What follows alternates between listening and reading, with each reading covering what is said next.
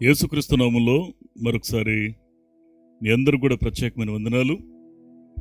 దేవుని మహాకృపను బట్టి ఈ రీతిగా మనం కలుసుకోవడానికి ప్రభు చూపిన ఈ దేవునికరమైనటువంటి కృపకై ఆయనకు రుణస్థలమై ఉన్నాం. అందరూ బాగున్నారు కదూ? మీ అందరి కుటుంబాలు దేవుని యొక్క సంరక్షణలో ఉన్నాయని, ఉండాలని మేము నిరంతరం ప్రార్థిస్తూ ఉన్నాం. మీరందరూ కూడా ఖచ్చితంగా మంచి ప్రార్థన అనుభవంతో ముందుకు సాగుతూ ఉన్నారు అని నేను మనస్ఫూర్తిగా నమ్ముతూ ఉన్నాను.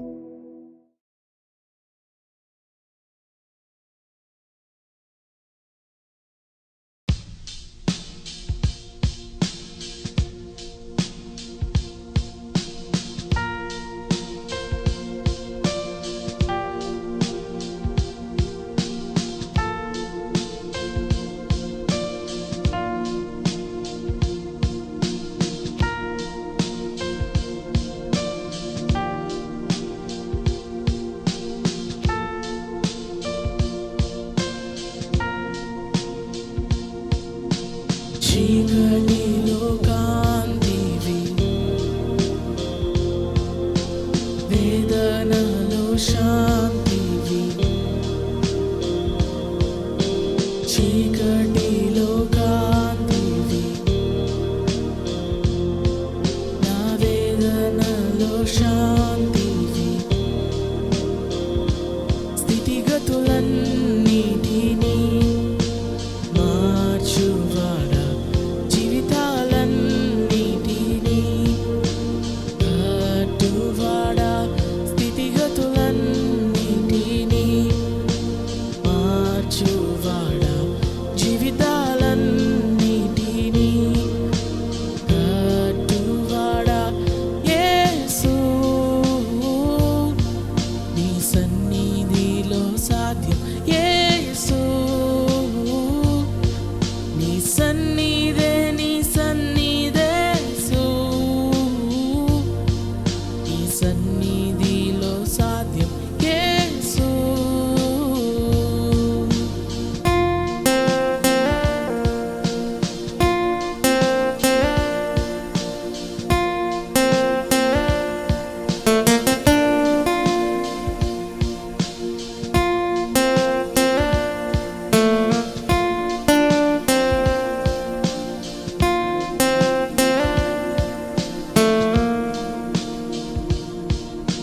సమస్తము సాధ్యం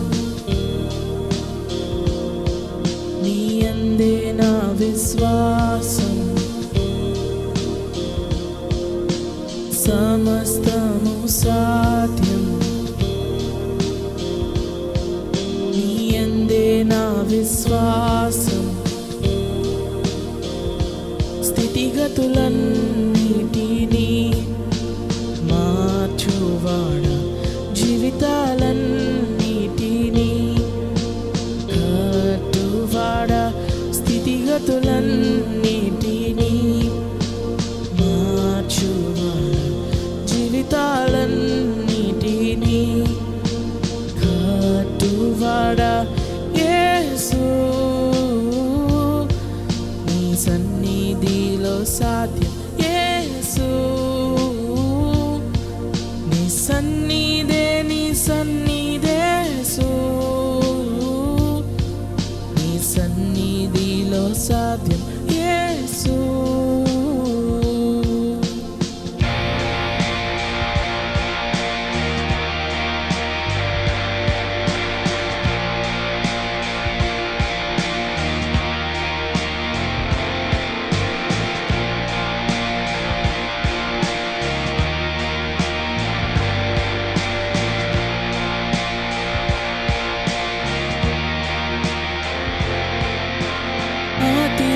అతిక్రమమంతా తుడచువాడా, ఎల్లప్పుడూ కరుణించువాడా. మంచితనము కనపరచువాడా, ఎల్లప్పుడూ దీవించువాడా. అతిక్రమమంతా తుడచువాడా,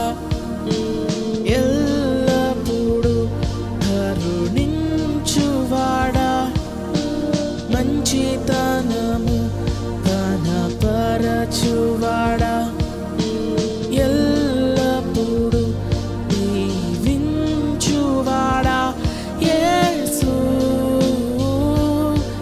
నీ రక్తములో సాధ్యం యేసు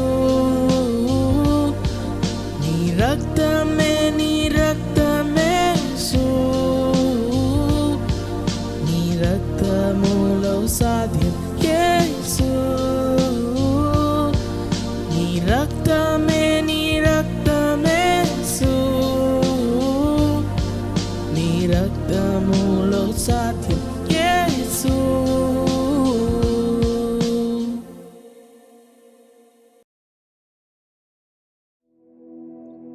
చాలా సంతోషం. ఈ సమయంలో తడవు చేయకుండా దేవుని వాక్యం కోసం మన మనసుల్ని మనం సిద్ధం చేసుకుందాం. పరిశుద్ధ గ్రంథం నుండి ఒక దీవెనకరమైన మాటను మనం చూద్దాం. యెషయా గ్రంథం 30వ అధ్యాయము 19వ వచనాన్ని ఒక్కసారి మనం చదివినట్లయితే, సియోనులో యెరూషలేములోనే ఒక జనము కాపురముండును. జనమా, నీవిక నేమాత్రమును కన్నీళ్లు విడువవు. ఆయన నీ మొర విని నిశ్చయముగా నిన్ను కరుణించును. ఆయన నీ మాట వినగానే నీకు ఉత్తరమిచ్చును. కళ్ళు మూసుకుని చిన్న ప్రార్థన చేద్దాం. దయగలిగిన తండ్రి, మహోన్నతుడా, మరొకసారి మీ సన్నిధిలో మా హృదయం తెరిచి మేము ప్రార్థిస్తూ ఉన్నాం. మీ కనికరాన్ని, కటాక్షాన్ని మాపైన మీరు నిలిపి ఉంచమని, మీ ఆశ్చర్యకరమైన సన్నిధి, మీ ఆశ్చర్యకరమైన ప్రసన్నత అయ్యా తని మాపైన మీరు కుమ్మరిస్తూ ప్రతిసారి మీ మాట ద్వారా మా హృదయాన్ని ధైర్యపరుస్తూ ఉన్నందుకై మీకే స్తుతులు చెల్లిస్తూ ఉన్నాం. మరొకసారి నీ మాట వినడానికి అయ్యా మా మనసులను మేము సిద్ధపరుచుకుంటూ ఉండగా మాట్లాడండి. మా హృదయాన్ని అయ్యా మీరు తట్టి లేపండి, ధైర్యపరచండి, నిరీక్షణ కలిగించండి.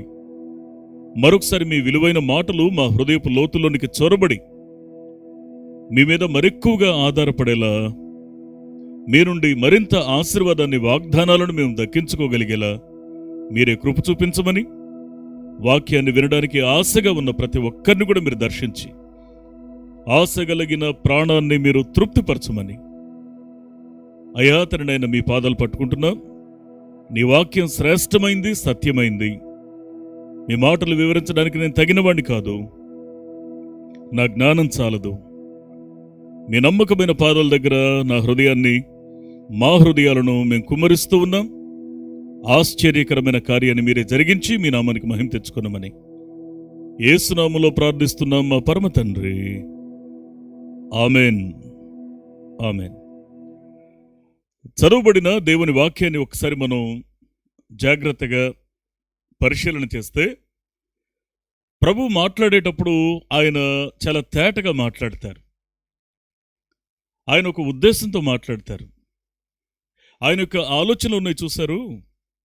ఆయన ఆలోచన ఏంటి అనంటే, మన జీవితంలో మనం మేలు పొందాలి, మన జీవితంలో మనం దీవించబడాలి, మన జీవితంలో ఆధ్యాత్మికంగా మనం స్థిరపడాలి. మన జీవితంలో ఆధ్యాత్మికంగా స్థిరపడడం మాత్రమే కాకుండా మరొకరికి ఆసరాగా మన జీవితాలు మాదిరికరంగా ఉండాలి.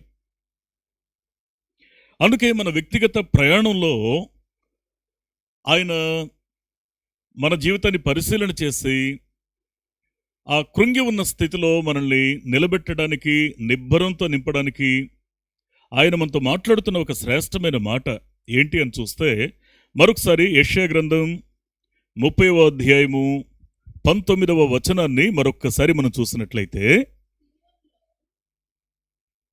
సియోనులో యెరూషలేములోనే ఒక జనము కాపురముండును. జనమా, నీవిక నేమాత్రమును కన్నీళ్లు విడువవు. ఆయన నీ మొర విని నిశ్చయముగా నిన్ను కరుణిస్తాడు. ఆయన నీ మాట వినగానే నీకు ఉత్తరం ఇస్తాడు. అంటే దేవుని వాక్యాన్ని మనం జాగ్రత్తగా అర్థం చేసుకునే ప్రయత్నాన్ని మనం చేస్తే ఇక్కడ 3 పదాలను, ప్రాముఖ్యమైన పదాలను మనం చూస్తాం. సియోనులో, యెరూషలేములో ఒక జనం కాపురం ఉంది. అంటే సియోను లేదా యెరూషలేము అనంటే ఆ పేరు ప్రస్తావించగానే ప్రాధాన్యత గుర్తొస్తుంది. నిజంగా దేవుని వాక్యాన్ని మనం జాగ్రత్తగా అర్థం చేసుకుంటే సియోనులో లేదా యెరూషలేములో ఏంటి ప్రత్యేకత అంటే, యెరూషలేములో అందుకే చూడండి వాక్యంలో, యెరూషలేమును ప్రేమించువాడు ఆశీర్వదించబడతారు. ఎందుకు ఆ మాట అన్నారు అంటే, యెరూషలేము అనేటువంటి దేశానికి ఉన్న ప్రత్యేకత ఏంటి అంటే, యెరూషలేములో దేవుని మందిరం ఉంది. ఆ దేవుని మందిరం ఉన్న కారణం చేత యెరూషలేమును ప్రేమించడం అనంటే సాక్షాత్తు దేవుని మందిరాన్ని ప్రేమించడమే. సో ఇక్కడ కూడా మనం ఒక మాట చూస్తున్నాం. సియోనులో, యెరూషలేములోనే ఒక జనం కాపురం ఉంది. అంటే దేవుని యొక్క సన్నిధికి దగ్గరగా, దేవుని సన్నిధికి సమీపంగా, దేవుని సంరక్షణలో, దేవుని పర్యవేక్షణలో ఒక జనం కాపురం ఉండడాన్ని మనం చూస్తున్నాం.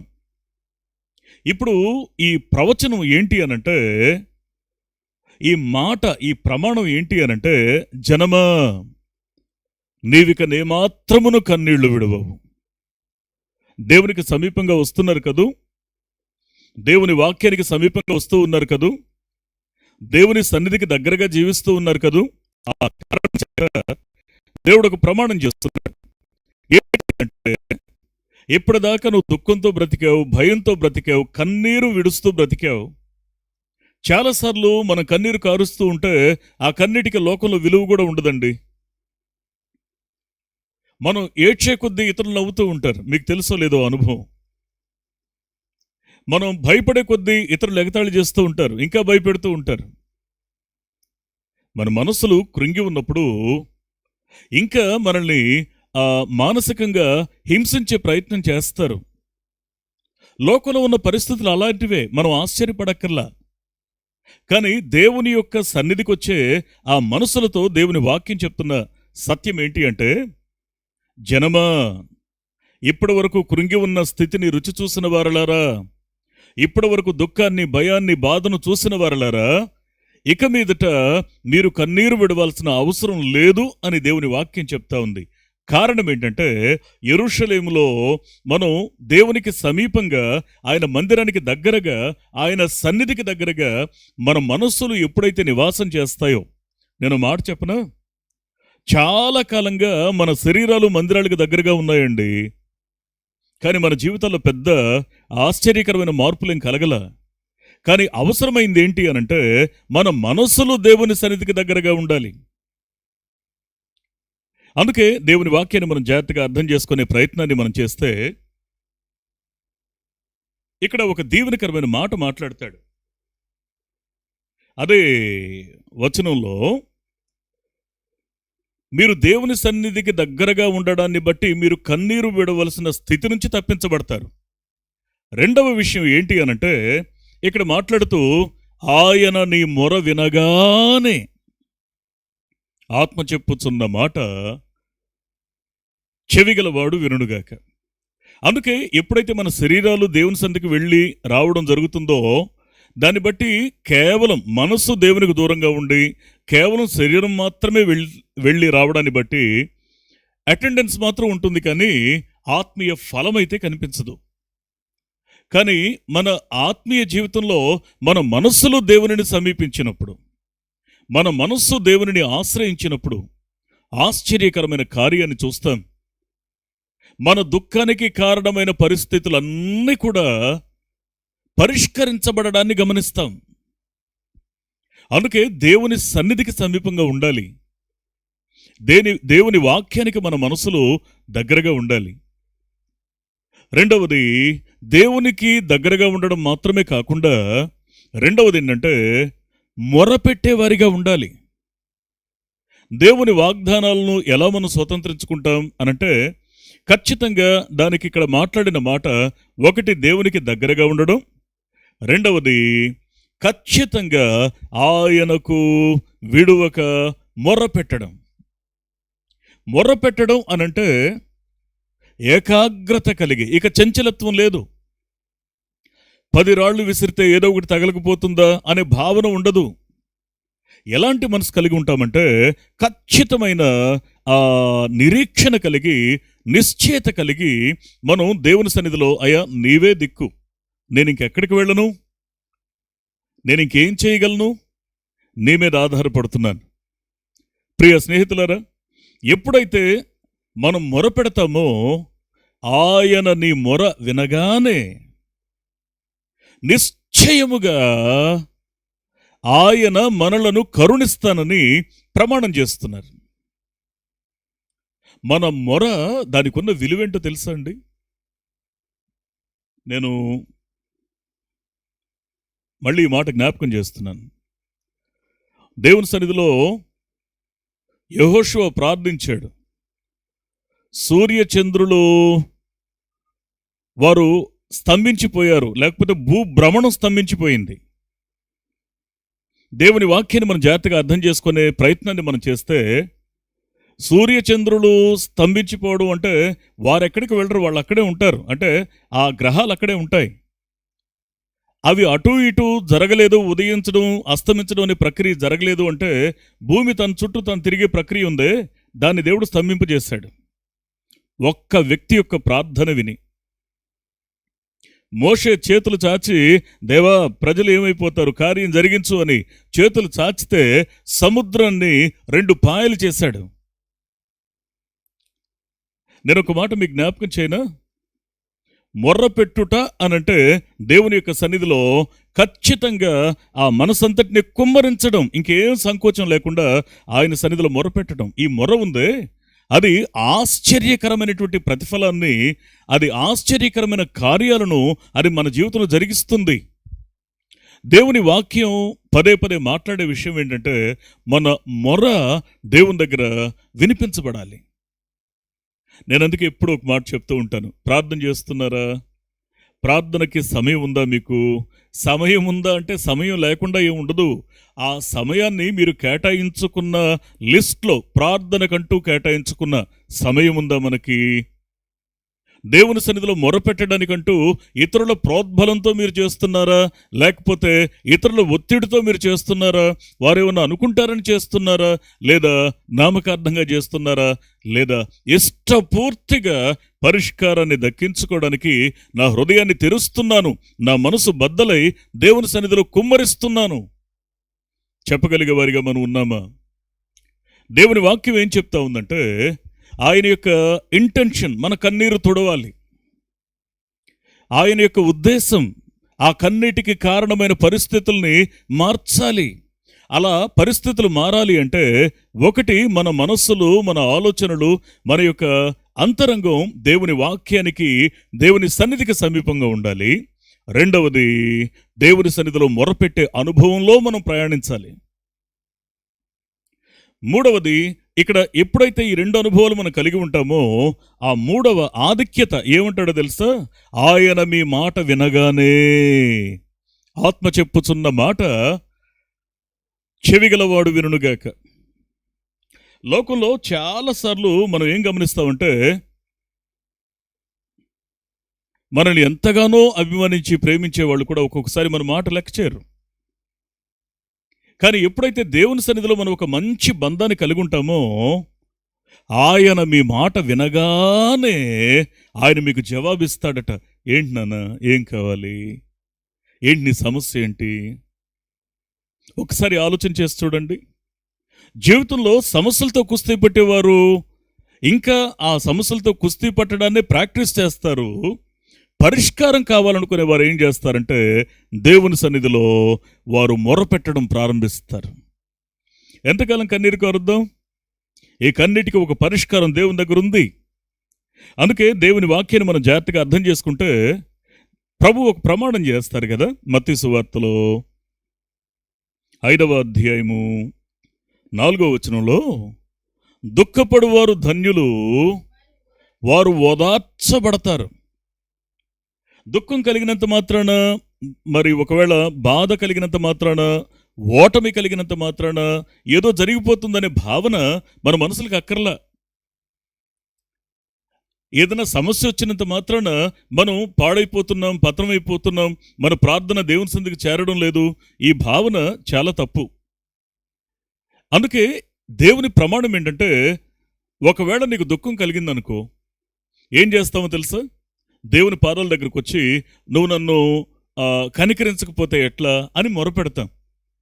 ఎప్పుడైనా చిన్నపిల్లలు తల్లి దగ్గరకో తండ్రి దగ్గరకో వచ్చి మారం చేస్తూ కింద పడి ఏడుస్తున్నారనుకోండి, ఆ ఏడుస్తున్నప్పుడు ఆ తల్లి కానీ తండ్రి కానీ ఏం చేస్తారంటే, ముందు నవ్వుకుంటూ ఆ బిడ్డల్ని వారి యొక్క చేతుల్లోకి తీసుకుంటారు, వారి గుండెలకు హత్తుకుంటారు. నేను ఒక విషయాన్ని మీకు జ్ఞాపకం చేస్తున్నాను.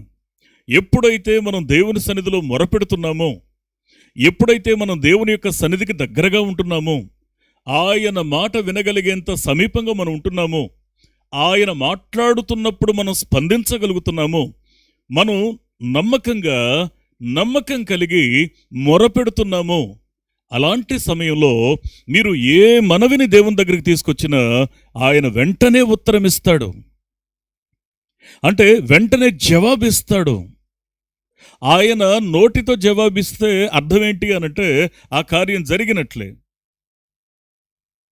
శూన్యంలో సృష్టిని కలుగునుగాక అన్నారు, కలిగింది.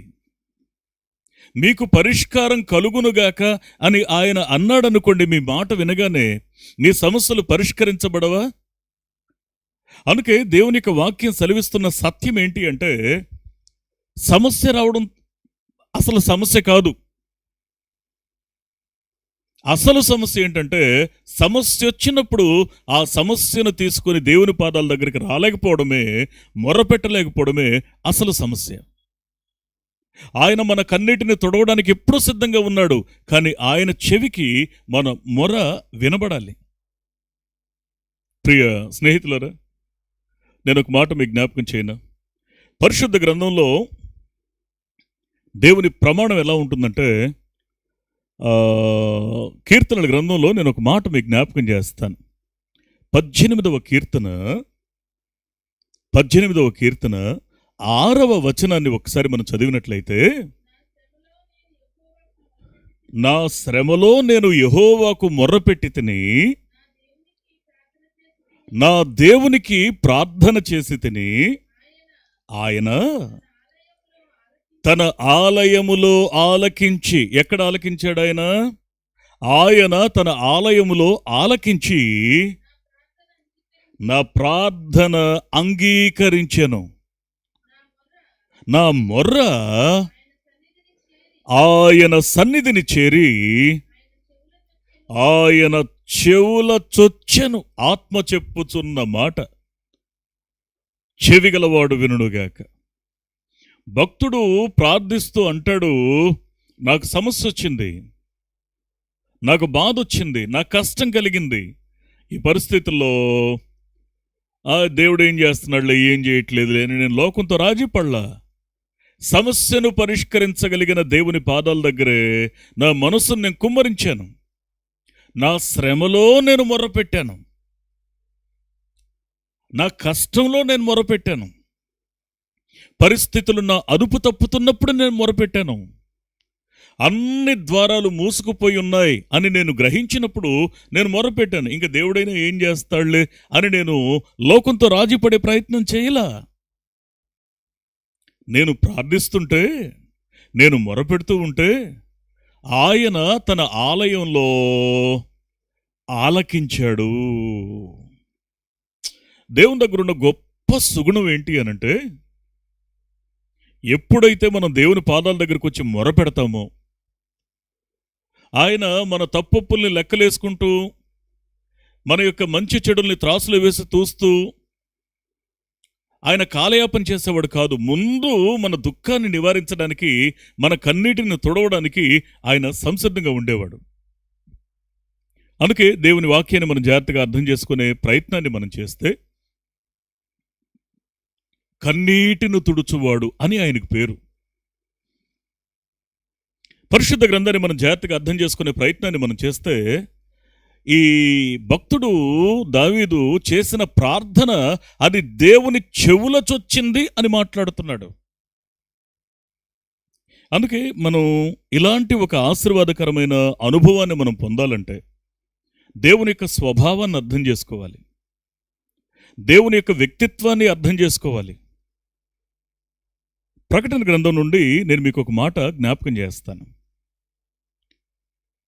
అల్టిమేట్గా దేవుని ఉద్దేశం ఏంటి అనంటే, ప్రకటన గ్రంథం 21వ అధ్యాయంలో 4వ వచనంలో ఒక శ్రేష్టమైన మాట చూస్తాం. ఆయన వారి కన్నుల ప్రతి బాష్ప బిందువును తుడిచివేయును, మరణము ఇక ఉండదు, దుఃఖమైనను ఏడ్పైనను వేదనయైనను ఇక ఉండదు, మొదటి సంగతులు గతించిపోయినవి అని సింహాసనములో నుండి వచ్చిన గొప్ప స్వరం చెప్పడాన్ని నేను విన్నాను అని యోహాను భక్తుడు ఈ మాటను రాస్తాడు. అల్టిమేట్గా దేవుని యొక్క ఉద్దేశం ఏంటో తెలుసా? మన దుఃఖాన్ని నివారించాలి. ఇక్కడ వాడిన ఈ ప్రమాణం ఉందే, ఈ ప్రమాణం ఎంత గొప్పదంటే, వాస్తవంగా భౌతికంగా ఏడిస్తే ఎంతకాలం ఏడుస్తామంటే, ఏదైనా సమస్య వచ్చినప్పుడు, బాధ వచ్చినప్పుడు కొద్ది రోజులు ఏడుస్తాం, కొన్ని నెలలు ఏడుస్తాం, మహా అయితే కొన్ని సంవత్సరాలు ఏడుస్తాం. 20 ఏళ్ళు, 30 ఏళ్ళు, 40 ఏళ్ళు, 50 ఏళ్ళు, 80 ఏళ్ళు బ్రతుకున్నంత వరకు ఏడుస్తాం, ఊరికి అనుకుందాం. అసలైన సమస్య ఇంకోటి ఉంది. ఏంటో తెలుసా? ఒకవేళ రక్షించబడకుండా లోకాన్ని విడిచిపెడితే, దేవునితో సమాధాన పడకుండా లోకాన్ని విడిచిపెడితే, అసలైన ఏడ్పు, యుగ యుగాలు ఏడ్చే ఏడ్పు ఆ యొక్క నిత్య నరకంలో ఉంది. అసలు సాక్షాత్తు ఆ దుఃఖం నుంచి తప్పించడానికే ఆయన పరలోకాన్ని విడిచిపెట్టి భూమి మీదకి వచ్చాడు. జ్ఞాపకం ఉందా ఈ విషయం? అసలు ఆయన మన జీవితంలో చేసే మహోపకారం ఏంటి అనంటే, ఆయన మన జీవితంలో అసలైన దుఃఖాన్ని నుంచి మనం విడిపించడానికి తన ప్రాణాన్ని, నిండు ప్రాణాన్ని ధారపోశాడు. అలాంటప్పుడు భూమి మీద మనం జీవిస్తున్నప్పుడు ఆయనకు నమ్మకంగా మనం జీవిస్తే, ఆయన మీద ఆధారపడుతూ ఉంటే, ఆయన మన దుఃఖాన్ని నివారించడా? మన యొక్క ఆధ్యాత్మిక జీవితంలో ఆ రెండవ మరణం నుండి, ఆ దుఃఖం నుండి, ఏడ్పు నుండి ఆయన మనల్ని తప్పించడానికి తన నిండు ప్రాణాన్ని ధారపోసిన వాడు భూమి మీద మనకు అవసరమైన ఆ సహాయాన్ని చేయలేడా? అందుకే ఇక్కడ జాగ్రత్తగా అర్థం చేసుకోవాల్సిన విషయం ఏంటి అంటే, భక్తుడు ఈ రీతిగా ప్రార్థన చేస్తాడు. కీర్తనల గ్రంథంలోనే 31వ కీర్తన 9-10 వచనాలు ఒక్కసారి మనం జ్ఞాపకం చేసుకున్నట్లయితే, యెహోవా, నేను ఇరుకున పడి ఉన్నాను, నన్ను కరుణింపుము, విచారము వలన నా కన్ను క్షీణించుచూ ఉన్నది. ఆత్మ చెప్పుచున్న మాట చెవిగలవాడు వినుగాక. అంటే తన యొక్క దుఃఖం యొక్క తీవ్రతను మాట్లాడుతున్నాడు. విచారము వలన నా కన్ను క్షీణిస్తూ ఉందయ్యా, అంటే నా వల్ల కావడం లేదు నాయన అని దాని అర్థం. నేను ఒక మాట మీకు జ్ఞాపకం చేయనా? కొద్దిమంది యొక్క దుఃఖం బయటకు తెలిసేలా వారు ప్రవర్తిస్తారు, అంటే తట్టుకోలేక. కొద్దిమంది ఏమో ఎంత బాధున్నా ఆ గుండెల్లోనే అణిచిపెట్టి అణిచిపెట్టి అణిచిపెట్టి అణిచిపెట్టి లోపల కుమిలిపోతూ ఉంటారు. వీటన్నిటికీ పరిష్కారం దొరికేది ఎక్కడో తెలుసా? దేవుని పాదాల దగ్గరే. వీటన్నిటికీ పరిష్కారం దొరికేది ఎప్పుడో తెలుసా? మొర్రపెట్టినప్పుడు. అందుకే ఇక్కడ ఆ భక్తుడు తన గుండెలో ఉన్న వేదన మాట్లాడుతూ అంటాడు, నా కన్ను క్షీణించుచూ ఉన్నది, నా ప్రాణము నా దేహము రెండూ కూడా క్షీణిస్తూ ఉన్నాయి. వాస్తవానికి ఇప్పుడు నేను ఎట్లా ఉన్నానంటే, నేను దుఃఖంతో వెళ్ళబుచ్చుతూ ఉన్నానంటే, లైఫ్ని అలా డొల్లిస్తూ ఉన్నాను. ఒక సంతోషం కానీ, ధైర్యం కానీ, సరే పర్లేదులే ఈ 4 రోజులు ఓర్చుకుంటే తర్వాత నెమ్మది కలిగి ఉండొచ్చు కదా అనేటువంటి పరిస్థితి కానీ అలాంటివి లేకుండా మాటి మాటికి అదే నింద, అదే బాధ, అదే ఓటమి, అదే సమస్య నన్ను వెక్కిరిస్తున్నాయి. అంటే వీటిని బట్టి నా జీవితం ఎలా ఉందంటే జీవోత్సవంలా బ్రతుకుతున్నాను. ఎవరన్నా మనుషులు కనబడ్డప్పుడు నేను చిరునవ్వుతో వారిని పలకరిస్తున్నాను. ఎలా ఉన్నావు అంటే నేను చాలా బాగున్నాను, మీరెలా ఉన్నారు అని అడుగుతున్నాను. కానీ వాస్తవంగా దుఃఖంతో జీవితాన్ని వెళ్ళబుచ్చుతూ ఉన్నాను. మన దుఃఖం లోకానికి అవసరం లేదు, మన యొక్క సమస్యలు లోకానికి అవసరం లేదు, కానీ దేవునికి అవసరం. ఆత్మ చెప్పుచున్న మాట చెవిగలవాడు వినుగాక. మన మనసుల్లో ఉన్నటువంటి బాధ, భారం, దానికి కారణమైన పరిస్థితుల్ని గమనించగలిగిన వాడు ఆయన. అందుకే ఆయన దగ్గరే తన మనసును విప్పుతూ ఉన్నాడు భక్తుడు ఇక్కడ. ప్రియ స్నేహితులారా, అందుకే దేవుని యొక్క వాక్యాన్ని మనం జాగ్రత్తగా అర్థం చేసుకునే ప్రయత్నాన్ని మనం చేస్తే భూమి మీద దుఃఖానికి 2 కారణాలు ఉంటాయండి. 2 కారణాలు ఉంటాయి. 2 కారణాలు 2 అయినా సరే, 200 కారణాలైనా సరే, పరిష్కారం మాత్రం కన్నీటిని తుడిచేవాడు, దుఃఖాన్ని నివారించేవాడు ఆయనే. ఇంతకీ సమస్య ఏంటి అనంటే, ఒకటి ముఖ్యంగా 2 విషయాల మీద కేంద్రీకరిద్దాం మన దృష్టి. అసలు దుఃఖం కలగడానికి, ఆ దుఃఖానికి కారణమైన 2 అంశాలు ఏంటంటే, ఒకటి భౌతికమైన దుఃఖం, కష్టం, బాధ, అవమానం, ఓటమి, దుఃఖం, నింద, అపజయం, ఇవన్నీ కూడా భౌతికమైన దుఃఖం. రెండవది ఆధ్యాత్మికమైన దుఃఖం. అయ్యో నేనెందుకు అధిగమించలేకపోతున్నాను, నేనెందుకు గెలవలేకపోతున్నాను, నేనెందుకు విశ్వాసంలో నిలవలేకపోతున్నాను, నేనెందుకు ఆత్మీయంగా ఫలించలేకపోతున్నాను. ఇది ఆధ్యాత్మికమైన దుఃఖం. పౌలు భక్తుడు ఒక చక్కని స్పష్టత ఇస్తాడు.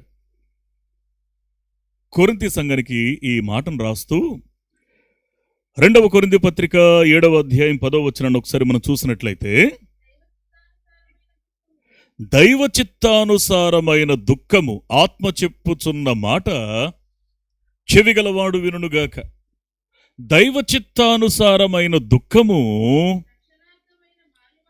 రక్షణార్థమైన మారు మనసును కలుగు చేస్తుంది. రెండవది ఇక్కడ మాట్లాడుతూ ఏమంటాడంటే,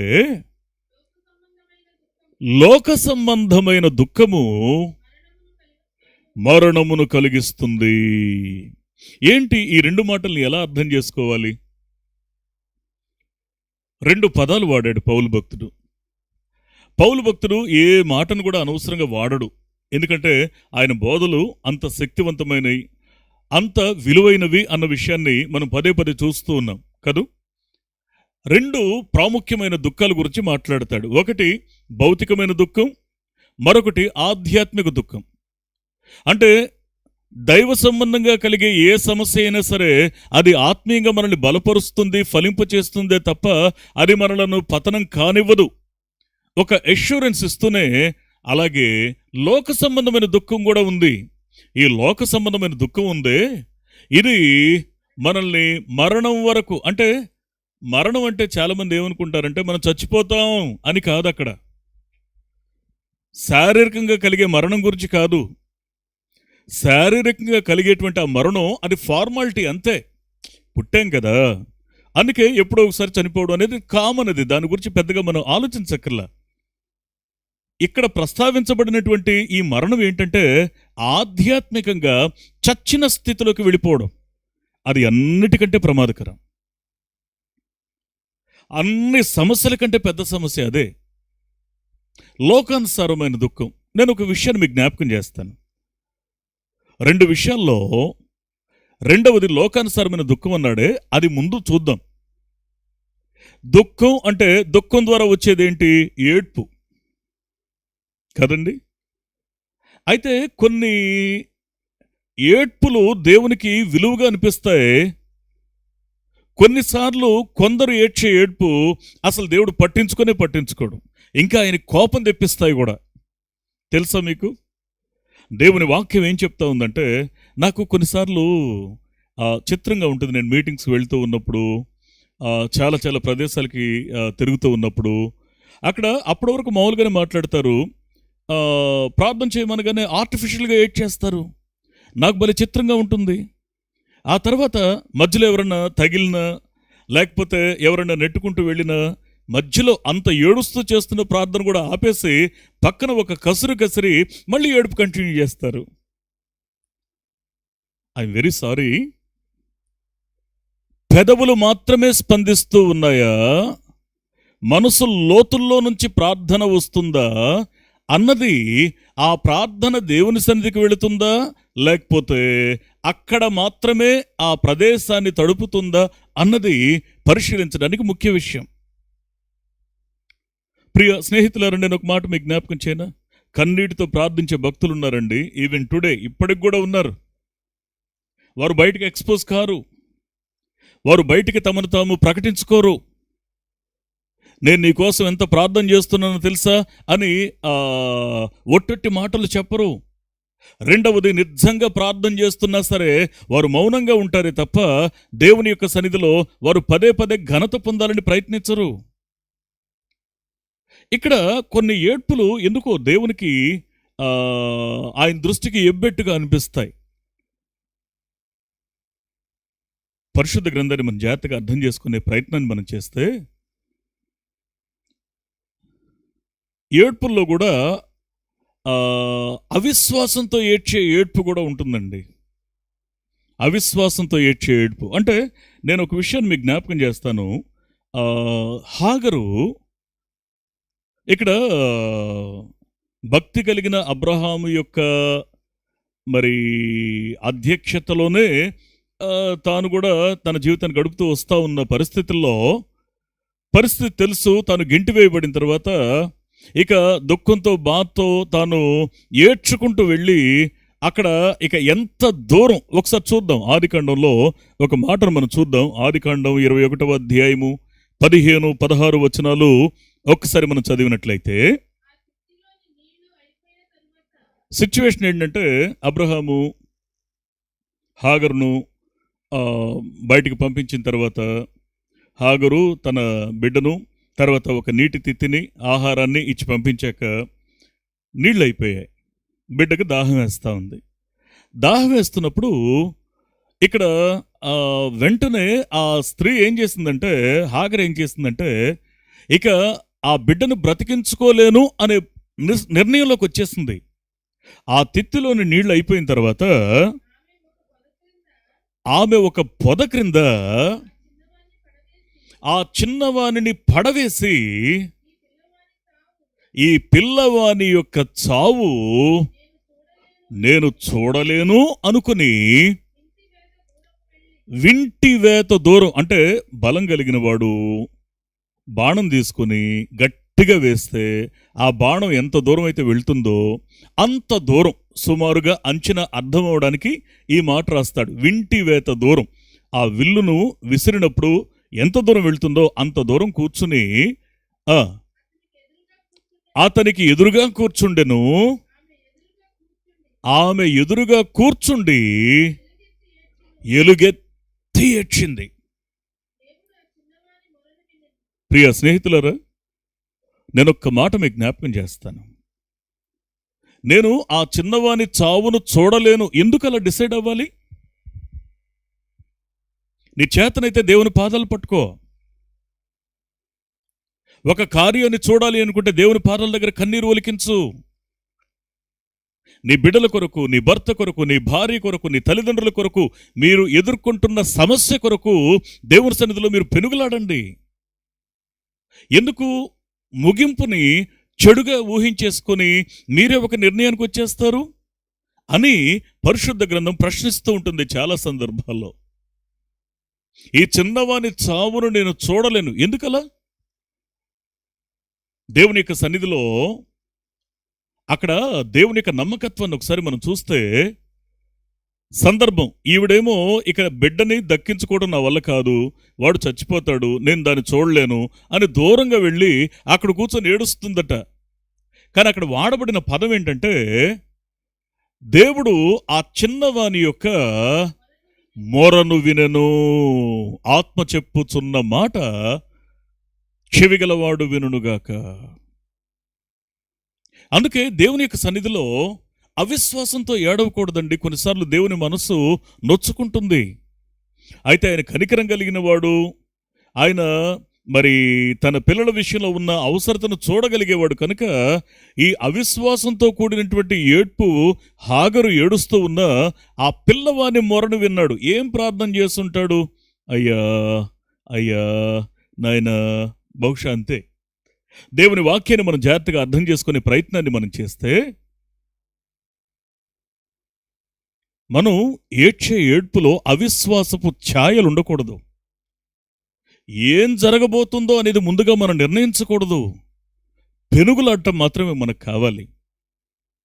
సరే, తర్వాత దేవుడు దర్శించాడు, దేవుడు నన్ను చూశాడని, చూచుచున్న దేవుడవు నీవే అని ఈ స్త్రీ పేరు పెట్టింది దేవునికి. చాలా సంతోషం. ఇంకొక ఏడ్పు ఉందండి దేవునికి కష్టం కలిగే ఏడ్పు. ఏంటి అంటే, ఈ ఏడ్పుకి ఆలస్యమైన ఏడ్పు. అంటే తగిన సమయమందు ప్రార్థన చేయకుండా అంతా కాలయాపన చేసి ఇంకా ఎప్పుడో దేవుని పాదాల దగ్గరికి వస్తే ఏంటి ప్రయోజనం? నాకు ఈ మాట చదవగానే నా హృదయం ఒక్కసారి వణికిపోయింది. ఏంటి ఆ మాట అంటే, హెబ్రీ పత్రికలో ఒక మాట చూస్తాం. హెబ్రీ పత్రిక 12వ అధ్యాయము 17వ వచనంలో, ఏశావు ఆ తరువాత ఆశీర్వాదము పొందగోరి కన్నీళ్లు విడుచుచు దానికోసం శ్రద్ధతో వెతికినను మారు మనసు పొందడానికి అవకాశం దొరకలేదు. విసర్జింపబడ్డాడు అని పదం రాయబడింది. కన్నీరు కార్చాడు ఏశావు. ఎప్పుడు అంటే ఆలస్యం అయిపోయింది. చాలాసార్లు మనం ఏం చేస్తామంటే, అందుకే భక్తుడు అంటాడు, అయ్యా నేను తగిన సమయం ముందు నీ సన్నిధిలో ప్రార్థన చేస్తా ఉన్నాను, అనుకూల సమయమున నేను ప్రార్థన చేస్తున్నాను. దేవుడు జవాబు ఏం చెప్తాడంటే, ఎస్, తగిన సమయం ముందు నేను నీకు ఉత్తరం ఇస్తున్నాను, నేను జవాబిస్తున్నాను అని దేవుడు మాట్లాడతాడు. ఇవన్నీ ఎప్పుడు జరగాలి అంటే, దేవుడు మనతో మాట్లాడుతున్నప్పుడే జరగాలి. దేవుడు మనతో మాట్లాడుతున్నప్పుడే మనం స్పందించాలి. ఇది ఆలస్యమైన ఏడ్పు. దేవుడు వాటిని ఖాతరు చేయలా. ఇంకొక ఏడ్పు ఉందండి. ఈ ఏడ్పు ఇంకా చిత్రంగా ఉంటుంది. భౌతికమైన విషయాల కొరకు ఏడ్పు. ఆ చిత్రమైన విషయం ఏంటంటే, ఒకసారి సంఖ్యాకాండం 11వ అధ్యాయం 13వ వచనాన్ని, ముందు వచనాన్ని చూసి ఆ తర్వాత మనం వివరంలోకి వెళ్దాం.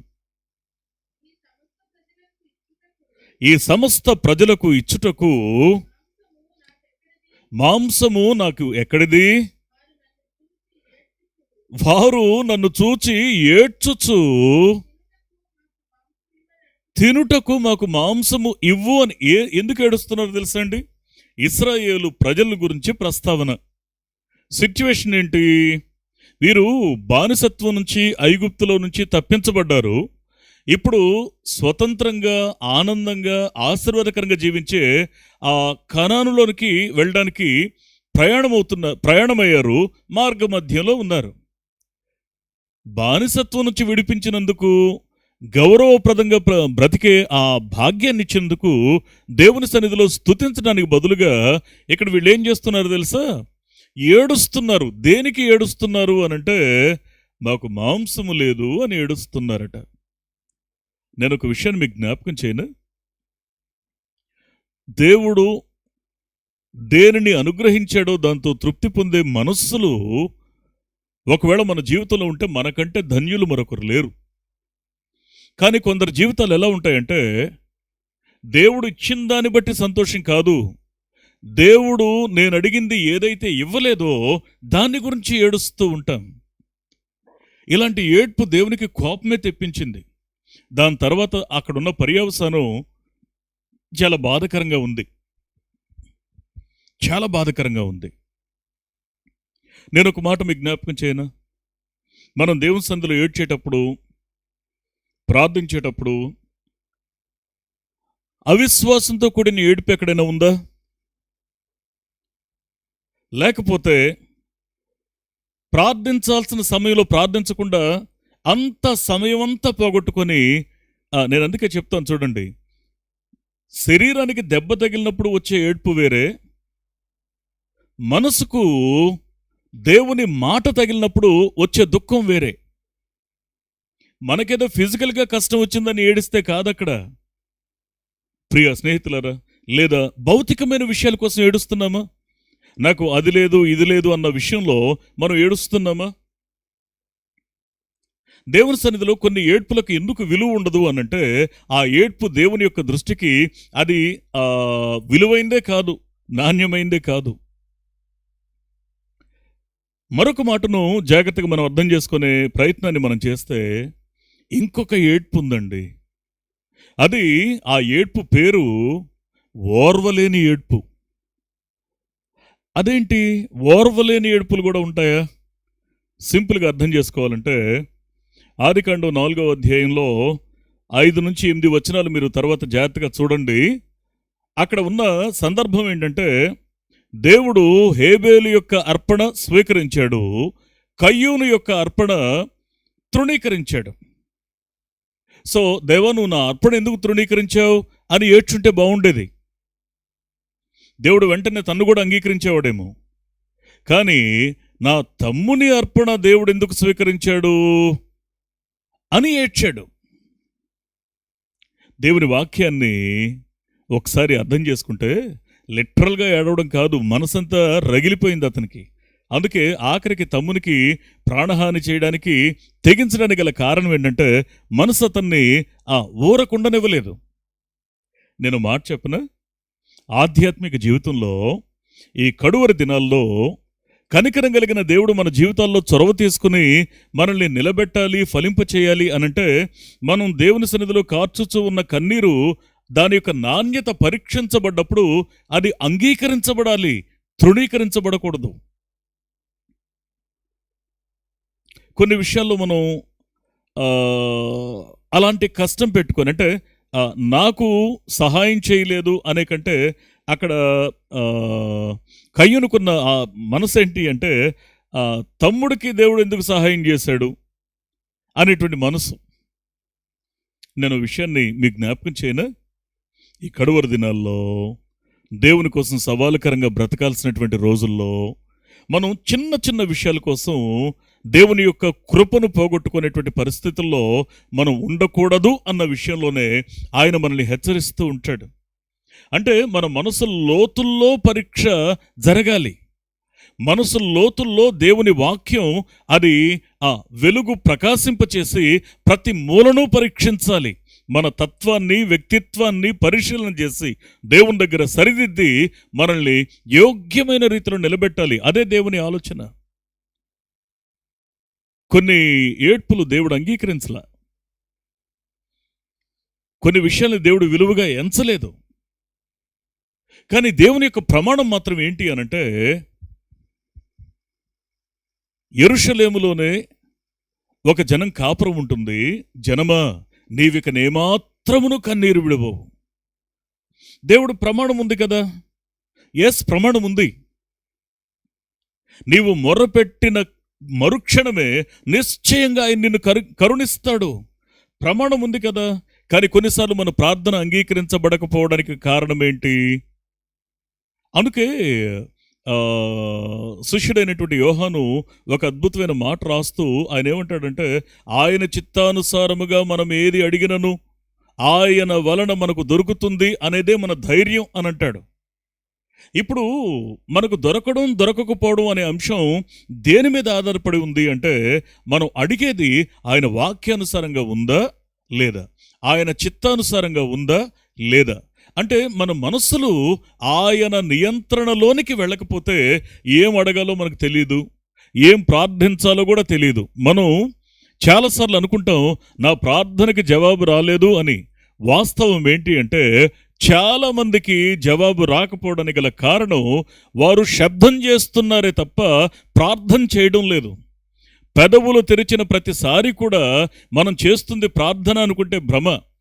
చాలాసార్లు పెదవులు తెరిస్తే వచ్చేది శబ్దం, మనస్సు తెరిస్తే వచ్చేది మాత్రమే ప్రార్థన అని మనం చాలాసార్లు చెప్పుకున్నాం. అందుకే దీనులైపోవాలండి దేవుని సంధికి వచ్చాక. మనస్ఫూర్తిగా ఒక్కసారి పసిబిడ్డలా ఆయన పాదాల దగ్గర పడిపోవాలి. దేవ, నా ఆలోచనలు, నా యొక్క తలంపులు, నా ఇష్టాలు, నా వ్యక్తిగత అభిప్రాయాలు ఇవేవి కూడా నీ ఆశీర్వాదానికి, నీ అభిప్రాయానికి, నీ ఆలోచనకి అడ్డు తగలకుండునుగాక అన్న మాటతో మనం ప్రార్థన ప్రారంభిస్తే మేలు. అందుకే దేవుని యొక్క వాక్యాన్ని మనం జాగ్రత్తగా అర్థం చేసుకునే ప్రయత్నాన్ని మనం చేస్తే, దేవుడు తన బిడ్డలకు చేసిన ప్రమాణం ఏంటో తెలుసా? ఖచ్చితంగా వారి ప్రార్థన ఆలకిస్తానని. ఇర్మియా గ్రంథంలో ఒక దీవెనకరమైన మాట ఉంది. 31వ అధ్యాయంలో ఒక ఆశీర్వాదకరమైన మాట రాస్తాడు.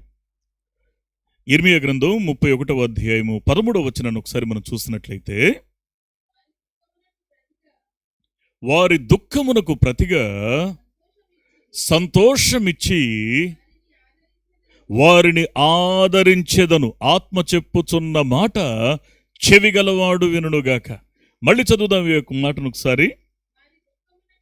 వారి దుఃఖమునకు ప్రతిగా సంతోషమునిచ్చి వారిని ఆదరించెదను, విచారమును కొట్టివేసి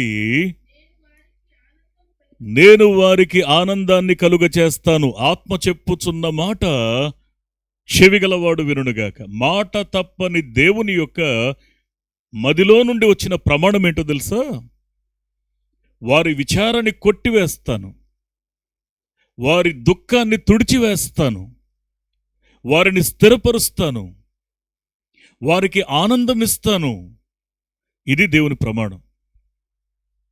అందుకే ఇది నమ్మిన భక్తులు ఏం చేశారు అనంటే, కొన్నిసార్లు అప్పుడప్పుడు జీవితంలో ఒడిదుడుకులు కలిగినా సరే మళ్ళీ సహాయం చేయగలిగిన దేవుని పాదాల దగ్గరికే వచ్చారు.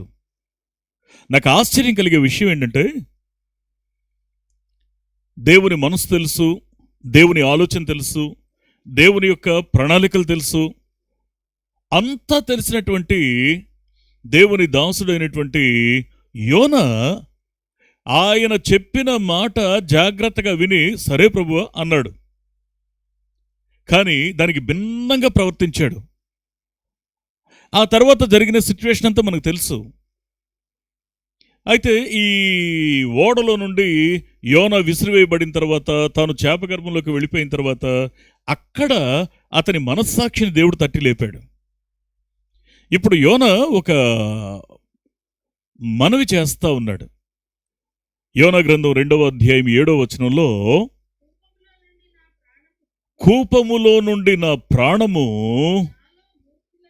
నాలో మూర్ఛిల్లగా. చూసారా? ఇక్కడ యోనా ఏం గ్రహించాడంటే, నేను కూపములో ఉన్నాను అంటే నేను నా అంతట నేను తప్పించుకోలేనంత సమస్యలో నాకు నేనే పడిపోయాను. నేను కోపంలో ఉన్నాను. ఇన్ ద సెన్స్, ఇక నన్ను నేను రక్షించుకోవడానికి వీల్లేదు. అసలు నా సమస్య ఏంటో పూర్తిగా నాకే అర్థం కావడం లేదు. ఇక నా ప్రాణం ఎట్లా ఉంది అంటే మూర్ఛిల్లిన స్థితిలో. అంటే ఇక్కడ ఏం గమనిస్తున్నాడు? నేను చచ్చిపోలేదు, ఆలోచించగలుగుతున్నాను, నా మనస్సాక్షి పనిచేస్తూ ఉంది, నేను ఇంకా నా జరిగిన మంచి చెడ్డల్ని తలంచగలుగుతున్నాను. ఇటువంటి పరిస్థితుల్లో కూడా నేను చేసింది తప్పే, నేను పొందింది పనిష్మెంటే, అయినా సరే దేవుడు కనికరిస్తాడనే ఒక ఆశ నాలో చిగురిస్తుంది అనంటే దేవుడు ఇంకా నన్ను విడిచిపెట్టలేదు. చూసారా? ఈ ఆలోచన గమనించారా?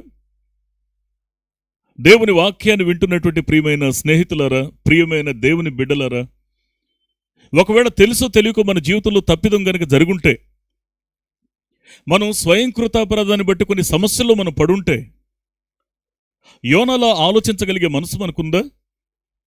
అయ్యా, నేను ఇప్పటికీ ఆ కోపంలో ఉన్నాను నిజమే, నా ప్రాణం మూర్ఛిల్లింది అంటూ అక్కడ ఏమంటాడంటే,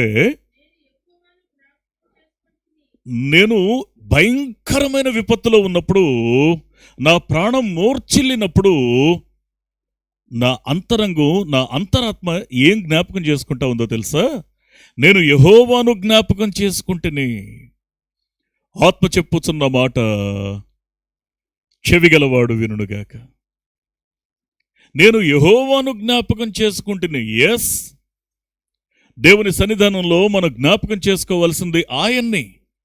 నీ బాధలో, నీ భయంలో, నీ కలవరంలో, నీ ఓటమిలో అంతే మాత్రమే కాకుండా కొన్నిసార్లు తెలుసో తెలియకో దొర్లిన తప్పిదాల్లో కూడా ఆయన్ని జ్ఞాపకం చేసుకోగలగాలి.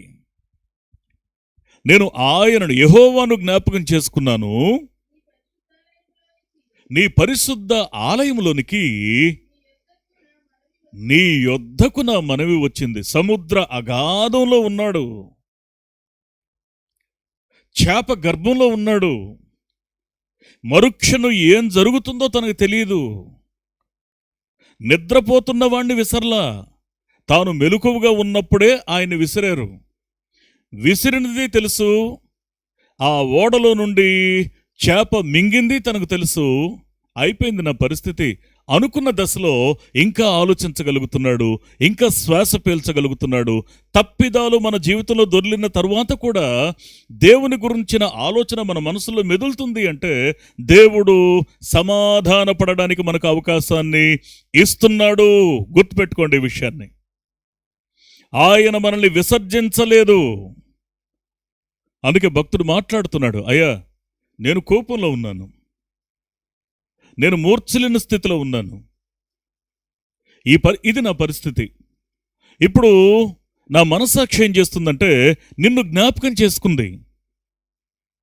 అయితే ఆశ్చర్యకరమైన విషయం ఏంటంటే, నా మనస్సాక్షి నిన్ను జ్ఞాపకం చేసుకుంటే నా మనవి తిన్నగా నీ సన్నిధికి వచ్చింది. ఎంత నమ్మిక కావాలి! దేవుడు కన్నీరు తుడిచేవాడు అని యోనాకు తెలుసు. మీరు కూడా నమ్మగలరా? దేవుని ఆశ్చర్యకరమైన కృప మనకు అండగా ఉందన్న సత్యాన్ని నమ్మగలరా? అంతేకాకుండా హన్నా దేవుని సన్నిధిలో కన్నీరు విడిచింది. నిజంగా ఆ సందర్భాన్ని మనం చూస్తే మొదటి సమూయేలు గ్రంథం 1వ అధ్యాయం 10వ వచనంలో ఆవిడ ఎంత తీవ్రంగా ఏడ్చిందో అక్కడ ఆ పదాలు చూస్తాం మనం. బహుగా ఏడ్చింది, దుఃఖాక్రాంతురాలై ఉంది. ఆ దుఃఖాన్నంతా తీసుకొచ్చి దేవుని పాదాల దగ్గర ఒలపోసింది, కుమ్మరించింది. ఆశ్చర్యకరమైన విషయం ఏంటి అనంటే దేవుడు ఆ కన్నీటిని విలువగా ఎంచాడు. యోనా ఆ యొక్క చేప గర్భంలో ఉండి, ఆ కూపంలో ఉండి మొర పెడితే ఆ మొరను దేవుడు విలువగా ఎంచాడు. దేవుడు విలువగా ఎంచాడు. మీకు తెలుసా, జరిగిన పొరపాట్లు జరిగిపోయాయి. ఇప్పుడైనా దేవుని తట్టు తిరగడానికి మనం సంసిద్ధంగా ఉంటే ఆ కనికరం కలిగిన దేవుడు మన మొరను విలువగా ఎంచుతాడు.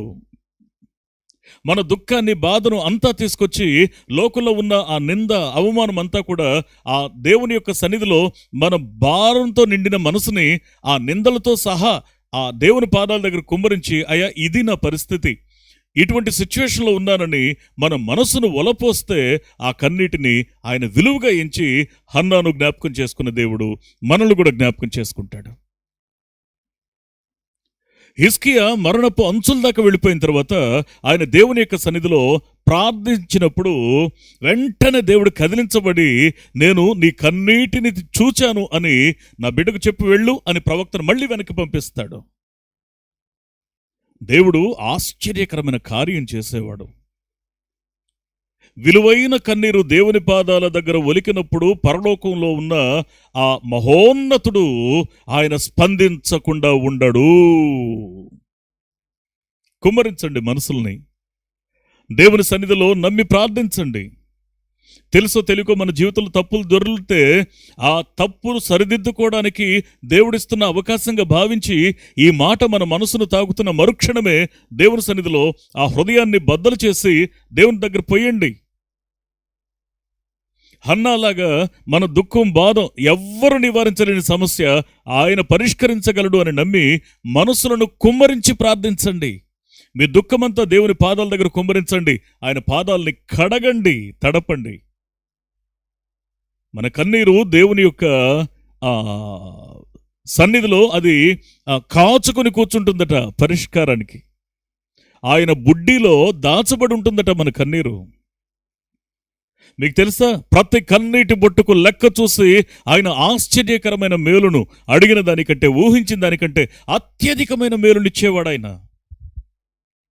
ఏడ్చుచు మనం దేవుని పాదాల దగ్గరికి వస్తే ఆయన చేసే కార్యం ఎలా ఉంటుందో తెలుసా? ఇర్మియా గ్రంథంలో ఒక అద్భుతమైన మాట మీ దృష్టికి నేను తెస్తాను. ఇర్మియా గ్రంథం 31వ అధ్యాయము 9వ వచనాన్ని ఒకసారి మనం చూసినట్లయితే, వారు ఏడ్చుచూ వచ్చెదరు, వారు నన్ను ప్రార్థించుచూ ఉండగా నేను వారిని నడిపించుదును, వారు తొట్టిల్లకుండా చక్కగా పోవు బాటను నీళ్ల కాల్వల యొద్దకు వారిని నడిపిస్తాను. ఆత్మ చెప్పుచున్న మాట చెవిగలవాడు వినుగాక.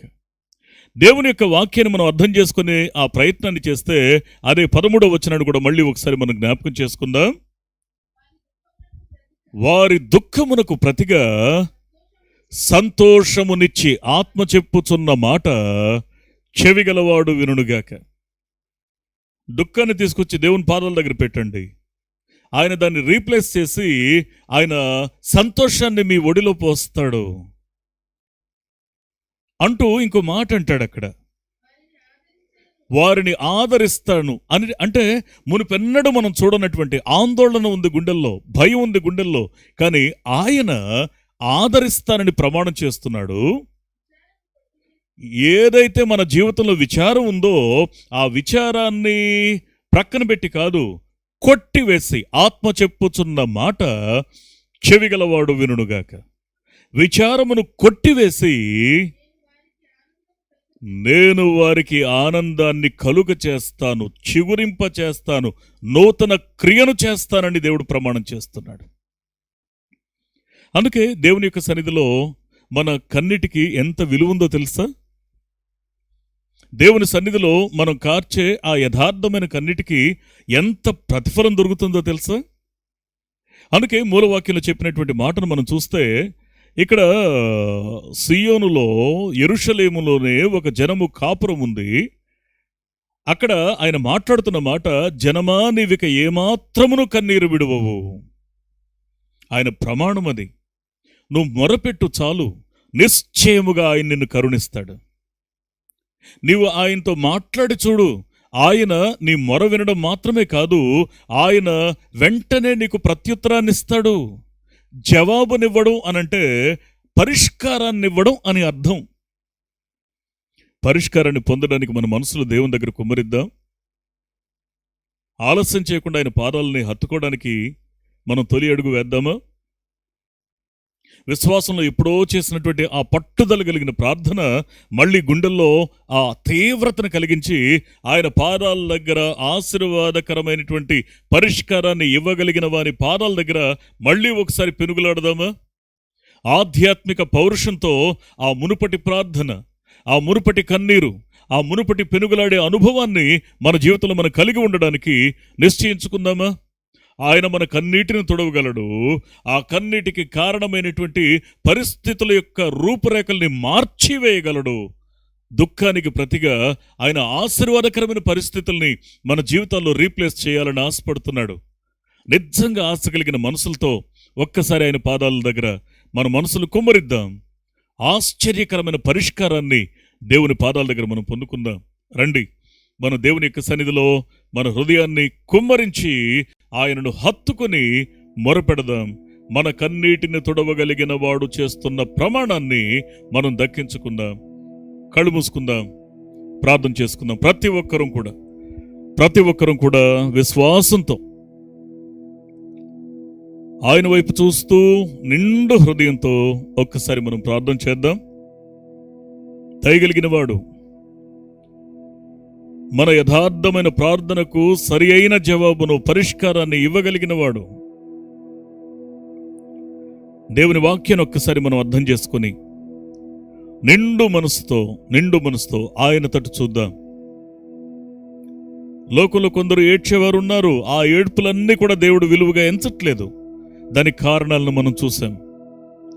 కానీ దేవుని ప్రమాణం ఏంటంటే, నీ దుఃఖాన్ని నాట్యంగా మార్చగలిగిన వాని యొక్క ప్రమాణం ఏంటి అనంటే, మీ దుఃఖానికి ప్రతిగా ఆయన ఆనందాన్ని ప్రతిష్ఠించాలని ఆశపడతా ఉన్నాడు. నమ్మిన యోన కోపంలో ఉండి కూడా దేవుని జ్ఞాపకం చేసుకున్నాడు. జ్ఞాపకం చేసుకుని చూడు, నా మనవి నీ పాదాల దగ్గరికి వచ్చింది అని నమ్మాడు. నమ్మి చూడండి, మీరు మనసు తెరిచి నోరు తెరిచి ఇప్పుడు చేస్తున్న ప్రార్థన అది దేవుని పాదముల యొద్దకు చేరుతుందని నమ్మి ప్రార్థించండి. హన్న ఇక లోకంలో తనకు పరిష్కారం దొరకదని తెలిసి ఇక తన దుఃఖాన్ని, బాధనంతా దేవుని పాదాల దగ్గర, సమస్య పరిష్కరించగలిగిన దేవుని పాదాల దగ్గర మనసును కుమ్మరించింది. ఆశ్చర్యకరమైనటువంటి ఫలితాన్ని పొందింది. మరణకరమైన రోగం వచ్చినప్పుడు ఇక హిజ్కియా లోకం తట్టు చూడకుండా దేవుని పాదాల దగ్గర ఏడ్చాడు. దేవుడు అతని కన్నీటిని చూచాడు. నిండు మనసుతో ప్రార్థిద్దాం. ఏళ్ల తరబడి ఏ సమస్య అయితే మనల్ని దుఃఖపెడుతుందో, భయపెడుతుందో, కలవర పెడుతుందో ఆ సమస్యను దేవుని పాదాల దగ్గర తీసుకొద్దాం.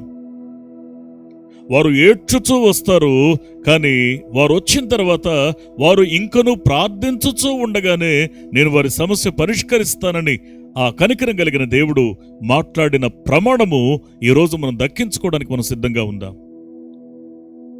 దయగలిగిన వాడా, మహోన్నతుడా, మరొకసారి మీ సన్నిధిలో మా హృదయం తెరిచి మేము ప్రార్థిస్తున్నాం.